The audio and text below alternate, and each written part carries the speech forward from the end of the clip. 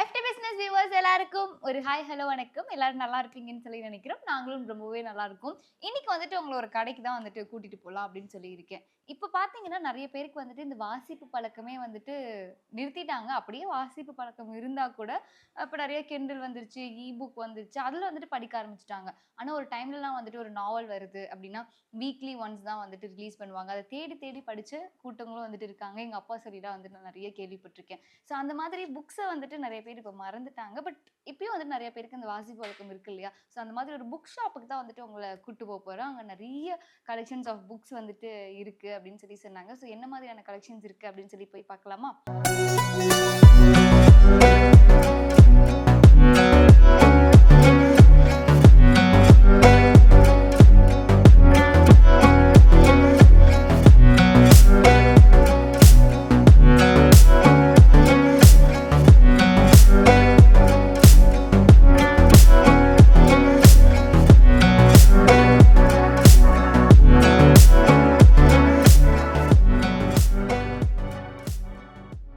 ஹாய்ண்ணா எப்படி இருக்கீங்க? நல்லா இருக்கும்மா.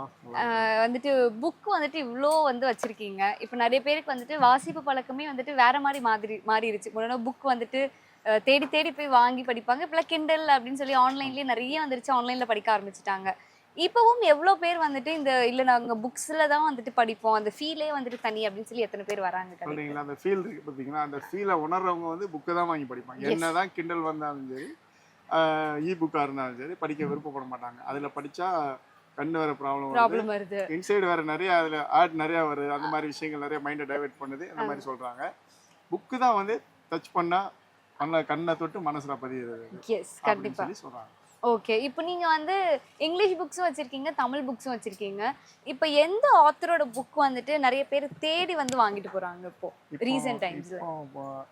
இப்போ ரீசெண்டாக இந்த அட்டாமிக் ஹேபிட்டு, ரிச் டாட் போல ஃபைனான்ஸ் இன்வெஸ்ட்மெண்ட் ரிலேட்டட் புக் இப்போ வந்து மக்கள் நிறைய தேடுறாங்க. இந்த வருஷத்துல பார்த்தோம்னா இன்வெஸ்ட்மெண்ட் ரிலேட்டடாக நிறைய தேடுறாங்க.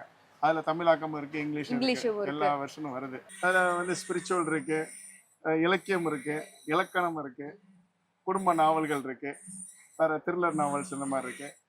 ஜெயமோகன், எஸ் ராமகிருஷ்ணன் இவங்களுடைய படைப்புகள்லாம் நல்ல மக்கள் மத்தியில் நல்ல வரவேற்பு இருக்கு. எஸ் ராமகிருஷ்ணன் சார்லாம் வந்து நிறைய டிராவலிங் புக் நிறைய எழுதியிருக்காரு. சமூகம் சார்ந்த மக்கள் பத்தி நிறைய எழுதியிருக்காரு. அவர் புக்ல இப்ப நிறைய போயிட்டு இருக்கு.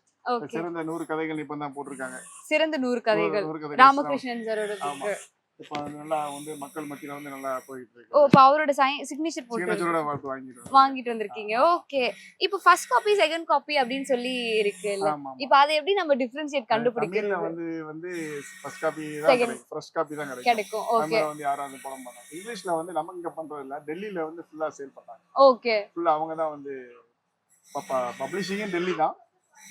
ரீபிரிண்டிங் செகண்ட் காப்பி கிடைக்கிறது அங்கதான். இப்போ ஃபர்ஸ்ட் காப்பிக்கு செகண்ட் காப்பிக்கு எப்படி டிஃபரன்ஸ் கண்டுபிடிக்கிறது? இப்போ பேப்பர் குவாலிட்டி சேஞ்ச் இருக்கும், அவ்வளவுதான். பேப்பர் குவாலிட்டி சேஞ்ச் தான். பேப்பர் குவாலிட்டி, புக்ஸோட சைஸ் கொஞ்சம் கம்மி பண்ணி டிஃபரன்ஸ் தெரியாது. ஓகே. லைட்டா தெரியும். இப்போ கண்டென்ட் எல்லாமே ஒண்ணுதானே? கண்டென்ட் எல்லாம் ஒண்ணுதான். ஆனா இது என்ன, மக்களுக்கு வந்து அவங்களுக்கு டைரக்டா போய் சேரும் பணம்.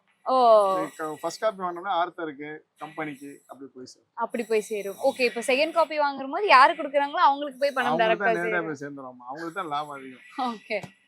இப்போ படம் ரிலீஸ் ஆனாலும் நீங்க கேசட் போட்டு வந்துட்டு விக்கிறீங்களா? அந்த மாதிரி வந்து செகண்ட் காப்பி அது பண்ணக்கூடாது. அது பட் இங்க எல்லாமே இப்போ ஆன்லைன்ல, பிளிப்கார்ட்ல, அமேசான்ல எல்லாமே அதுதான் சேல் பண்றாங்க. ஸோ அதை தவிர்க்க முடியல. இங்க வந்தாலுமே நேரா தட்டி பார்த்துட்டு வந்து பேசினார் பார்த்தீங்கன்னா, முன்னாடி கேட்டார், கண்ணுக்கு முன்னாடி தான் நடக்கும்.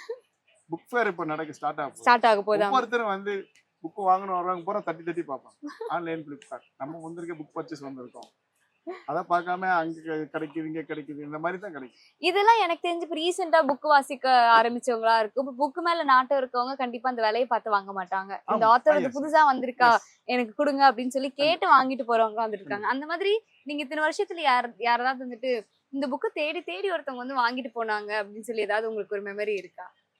தேடினா நாங்க வந்து எங்கிட்ட வந்து சொல்லுவாங்க, நாங்க தான் அதை தேடுவோம் புக்கை.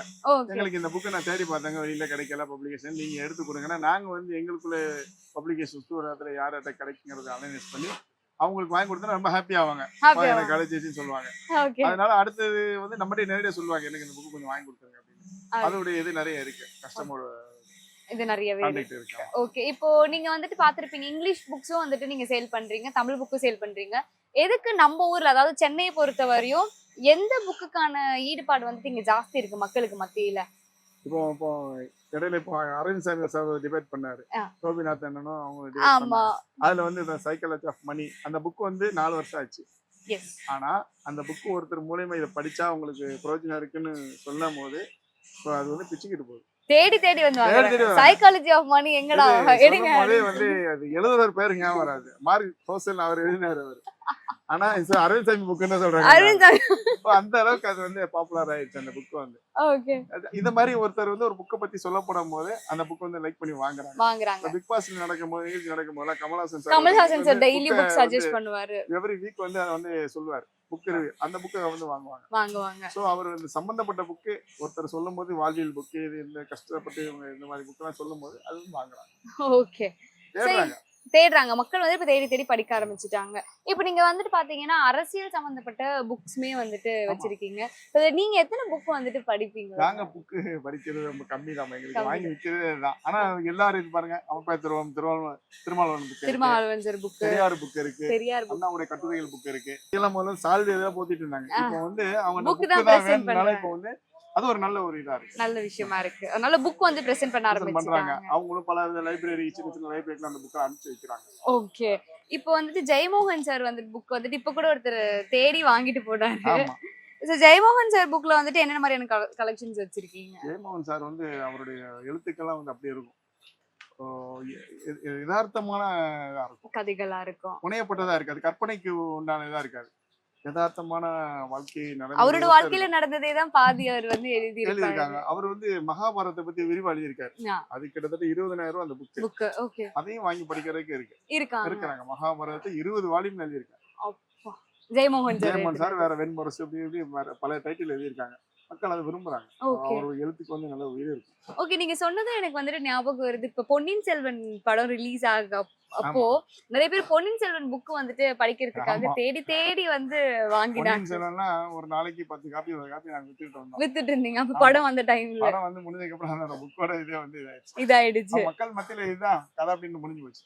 எப்பவுமே வாசிக்கிறது வந்து கற்பனை, நம்ம வந்து இமேஜினேஷன் பண்ணி படிப்போம். நம்ம விஷுவலா பார்க்கும்போது அந்த அப்படி பார்த்து நம்ம அது மட்டும் தான் நம்மளுக்கு தெரியும், முடிஞ்சிச்சு. இது வந்து ஒரு போனான் சென்றான் வந்தான் அப்படி இப்படின்னு நம்ம விஷுவலா பார்க்கும்போது சாதாரணமா அது ஒரு செகண்ட்ல மறைஞ்சிரும்.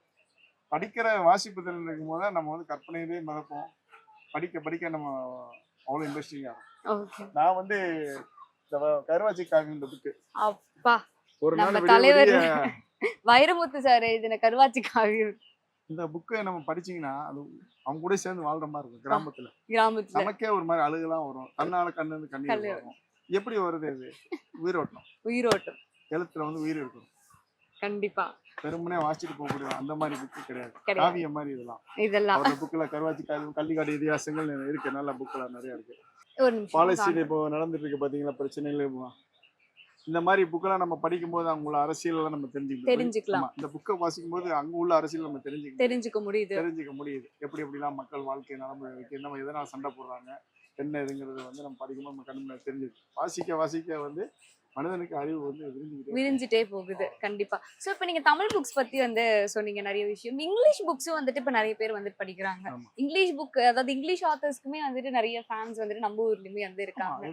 சோ அப்படி யாரோட புக்ஸ் வந்துட்டு தேடி தேடி இங்க ஜாஸ்தி வாங்குறாங்க? இப்ப பசங்களுக்குன்னு பாத்தீங்கன்னா இப்ப நிறைய யங்ஸ்டர்ஸ்க்குன்னு ஒருத்தர் இருக்காங்க, ரொமான்ஸ் படிக்கிறவங்க இருக்காங்க, த்ரில்லர் படிக்கிறவங்க இருக்காங்க. ஆரம்ப காலத்துல இப்போ நான் புக் ஆரம்பிக்க சேல்ஸ் பண்ண சிட்னி ஷெல்டன் ஒருத்தர், மர்டர் மிஸ்ட்ரி, அகதா கிறிஸ்டி, இவங்கெல்லாம் வந்து மர்டர் மிஸ்ட்ரி எழுதுறவங்க. அவங்க எல்லாம் தேடி தேடி வாங்குவாங்க. ஏன்னா அகதா கிறிஸ்டி, அதுக்கப்புறம் சொல்ல போனா Jeffrey Archer, Robin Hook medical thriller, இப்படி ஒவ்வொருத்தர் ஜோனல் இருக்கு. ஜான் கிருஷ்ணர் லாயர் த்ரில்லர், இப்படி நிறைய வந்து தேடி தேடி படிப்பாங்க. இப்போ வந்து ரொமான்ஸ், டார்க் ரொமான்ஸ் இப்ப எல்லாம் அந்த மாதிரி போயிருச்சு. ஆமா, சோ அந்த மாதிரி புக்ஸ் இப்ப நிறைய போகுது. நிறைய படிக்கிறாங்க, யங்ஸ்டர்ஸ் நிறைய படிக்கிறாங்க, புக் வாங்கி புக் வாங்கி படிக்கிறாங்க. படிக்கிறாங்க. கண்டிப்பா கேட்கவே ஆக்சுவலா ரொம்ப சந்தோஷமா ஆமா. இருக்கு. இப்போ ஒரு ஜெனரேஷன் வந்துட்டு புக்ஸே வாசிப்பு பழக்கமே இல்லாத இல்லாம ஒரு ஜெனரேஷனா இருந்தாங்க. இப்போ வந்து நிறைய படிக்கிறாங்க, படிக்கிறாங்க. வாங்குறாங்க. சின்ன ஓகே. பிள்ளைகளுக்கு நிறைய வாங்கி கொடுக்குறாங்க. வாங்கி இந்த புக் ஃபேர் வந்தீங்கன்னா நீங்க அப்படியே வாங்க. கண்டிப்பா வரும். எவ்வளவு செலவு பண்றாங்க பாரு, குழந்தைகளுக்காண்டி ஆர்வம் மூட்டுவாங்க படிக்கிறதுக்காண்டி. கண்டிப்பா. ஒவ்வொருத்தவங்களும் அப்படியே அள்ளிட்டு போவாங்க கை நிறைய. அது சந்தோஷமா இருக்கும் பாக்குறது. கண்டிப்பா. நம்ம என்னதான் வந்துட்டு ஒரு அவங்களுக்கு ஜெனரேஷன். ஆமா. பொம்மை வாங்கி குடுத்தாலும், புத்தகம் நம்ம குடுக்கும்போது அவங்க அறிவ நம்ம மேம்படுத்துறோம் ஆமா. அப்படிங்கிறது வந்துட்டு தெரியும்.